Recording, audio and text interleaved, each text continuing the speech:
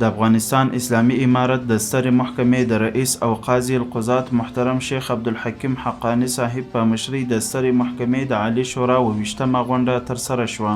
د عالي شورا په دې ناسته کې د غونډې په اجنډا کې د شاملو 8 مهمو موضوعاتو په اړه تر تفصیلي خبرو وروسته د یادو موضوعاتو اړوند فیصلې صادرې شوې. د نورستان د مرافعه محکمې د رئیس په مشرۍ د ولایتي ادارو د مسؤلینو ناسته ترسره شوه.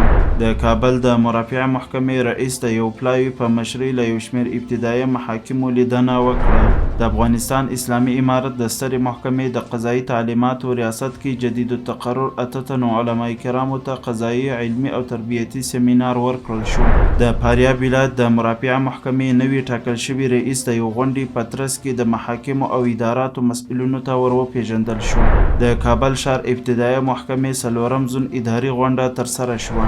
د سمنګان ولایت استیناف محکمې د 2 اونیو په ترڅ کې د 115 دوسیو پر حل او فصل سربیره 120 بیلابیل وثایق اجرا کړي.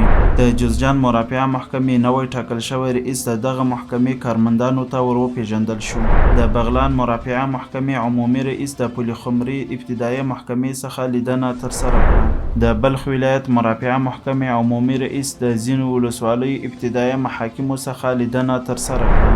د پروان ولایت محاکمو د 2 اونیو په ترڅ کې 151 حقوقي او جزایي دوسیې ته رسیدنه کړې. د بادغیس ولایت محاکمو د 1 میاشتې په ترڅ کې د 310 دوسیو پر حل او فصل سربیره 132 بیلابیل وثایق اجرا کړي. د سمنګان ولایت استیناف محکمې عمومي رئیس د دغه ولایت ایبک مرکزي زندان څخه لیدنه ترسره کړه.